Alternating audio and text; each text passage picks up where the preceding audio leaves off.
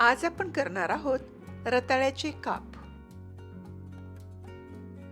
इथे मी 2 ते 3 रताळे स्वच्छ धुवून कुकरमध्ये 3 शिट्ट्या करून घेतल्या आहेत.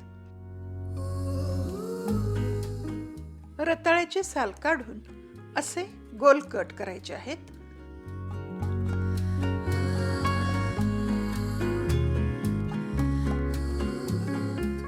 पॅन मध्ये 1 चमचा तुपावर हे सर्व काप या प्रकारे फ्राय करावे.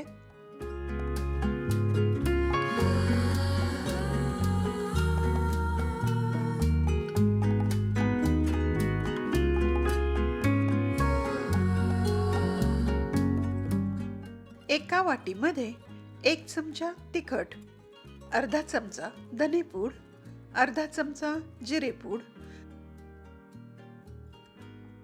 चवीनुसार मीठ, 1 चमचा लिंबूचा रस,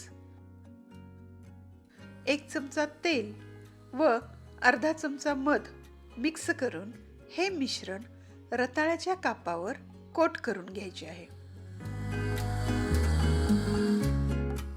पुन्हा एकदा रताळ्याचे काप खरपूस होईपर्यंत फ्राय करावेत.